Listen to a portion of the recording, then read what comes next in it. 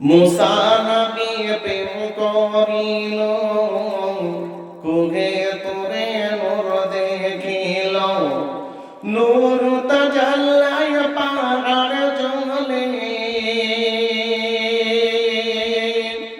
নূর তাজাল্লায় পাহাড় জলে, মুসা জ্বলে না।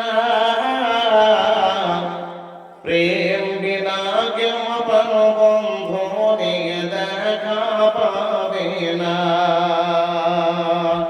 হাই প্রেম বিনা কেউ আপন বন্ধু নিয়ে দেখা পাবে না। মুসা কালিমুল্লাহ বলা ভাই, অর্থাৎ আল্লাহ রাব্বুল আলামিনের সঙ্গে মুসা নবীর সরাসরি কথা বলতো।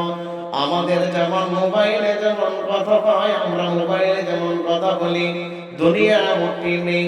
আপনি মির্জাপুরের মাটি থেকে আপনি গোটা পৃথিবীর বুকে ফোন করতে পারবেন। তো ঠিক অনুরূপ ভাবে হযরতে মুসা সাল্লাল্লাহু আলাইহি সাল্লাম তুর পাহাড়ে গিয়ে আল্লাহর সঙ্গে কথা বলতেন।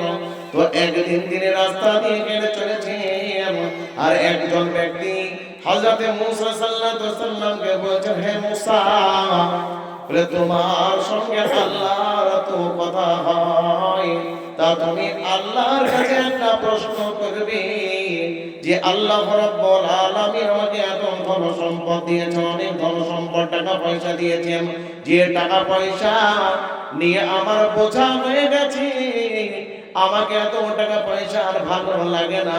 বলে আমার ধন সম্পদ আমার টাকা পয়সা কেমন করে কমে যাবে, তুমি আল্লাহর কাছে এই প্রশ্নটা করবে। বলে ঠিক আছে। হযরতে মুসা সাল্লাল্লাহু আলাইহি সাল্লাম যখন তুর পাহাড়ে চলে গেলেন, চলে যাওয়ার পর আল্লাহকে প্রশ্ন করছেন, হে আল্লাহ, অমুক ব্যক্তি আমাকে এই কথাটা জিজ্ঞাসা করেছে, তাকে তুমি অনেক ধন সম্পদ টাকা পয়সা দান করেছ, তার ধন সম্পদ কিভাবে কমবে, এই প্রশ্নটা আমাকে করা হয়েছে।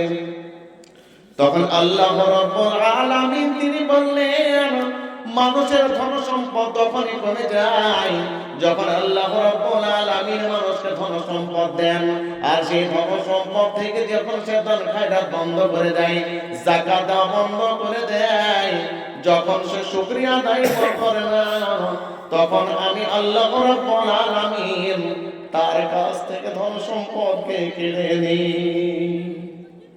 তাহলে মানুষের ধন সম্পদ কেমন ভাবে কমে বলা হচ্ছে যে আল্লাহ রাব্বুল আলামিন যাদেরকে ধন সম্পদ দিয়েছেন তারা যাকাত যদি না দেয়, যদি সাদকা যদি না করে, তার ধন সম্পদ আল্লাহ তাআলা কেড়ে নেন। আর একটা বলা হচ্ছে ধন সম্পদ পাওয়ার পরে যদি শুকরিয়া আদায় না করে, তাহলে বলে আল্লাহ রাব্বুল আলামিন তার কাছ থেকে ধন সম্পদকে কেড়ে নেন।